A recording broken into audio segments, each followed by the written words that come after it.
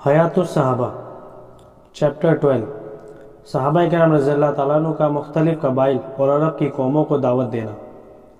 Topic: حضرت امام بن ثعلبہ رضی اللہ تعالیٰ عنہ کا قبیلہ بنو سعد بن بکر کو دعوت دینا۔ حضرت ابن عباس رضی اللہ عنہ فرماتے ہیں کہ قبیلہ بنو سعد بن بکر نے حضرت امام بن ثعلبہ رضی اللہ تعالیٰ عنہ کو اپنا نمائندہ بنا کر حضور صلی اللہ علیہ وسلم کی خدمت میں بھیجا۔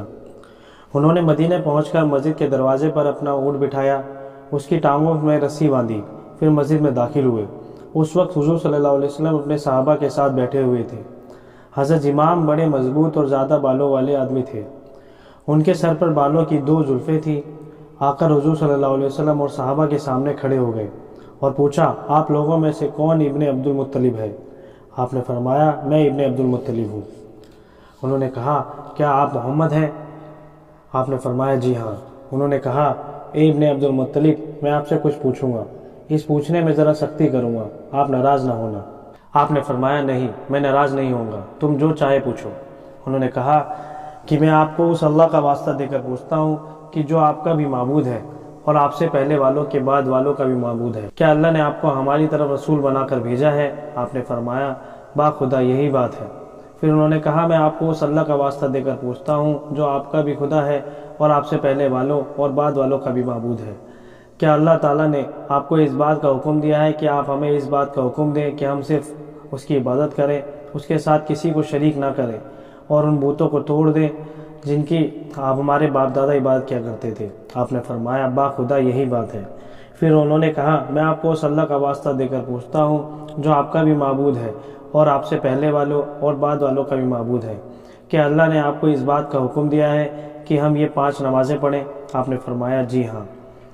پھر وہ زکوٰۃ، روزے، حج اور اسلام کے دیگر فرضوں کے بارے میں پوچھتے گئے اور ہر دفعہ اللہ تعالیٰ کا واسطہ دے کر پوچھتے۔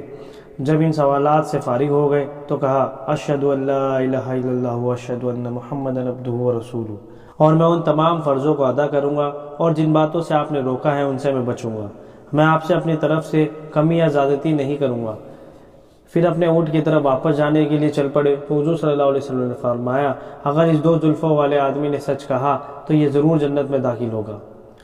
سو انہوں نے اپنے اونٹ کے پاس آ کر اس کی رسی کو کھولا اور واپس چل دیے۔ جب یہ اپنی قوم میں واپس پہنچے تو سب ان کے پاس جمع ہو گئے۔ سب سے پہلے انہوں نے یہ کہا کہ لات و عزا کا برا ہو۔ لوگوں نے کہا، اے امام، خاموش رہو، ایسا نہ ہو کہ اس طرح کہنے سے تم برس یا کوڑ یا پاگل پن میں مبتلا ہو جاؤ۔ انہوں نے کہا، تمہارا ناس ہو، یہ لات و عزا اللہ کی قسم نہ نقصان پہنچا سکتے ہیں نہ نفع۔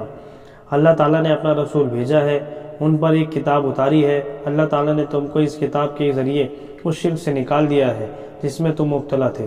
پھر کلمہ شہادت پڑھ کر سنایا، اشہد ان لا الہ الا اللہ وحدہ لا شریک لہ واشہد ان محمدا عبدہ ورسولہ۔ اور انہوں نے تمہیں جن کاموں کا حکم دیا ہے اور جن کاموں سے روکا ہے ان تمام احکام کو ان کے پاس سے لے کر میں تمہارے پاس آیا ہوں۔ راوی کہتے ہیں کہ شام ہونے سے پہلے ہی اس آبادی کا ہر مرد عورت مسلمان ہو چکا تھا۔ حضرت ابن عباس رضی اللہ عنہ فرماتے ہیں کہ حضرت امام بن ثعلبہ سے زیادہ بہتر ہم نے کسی قوم کا نمائندہ نہیں سنا۔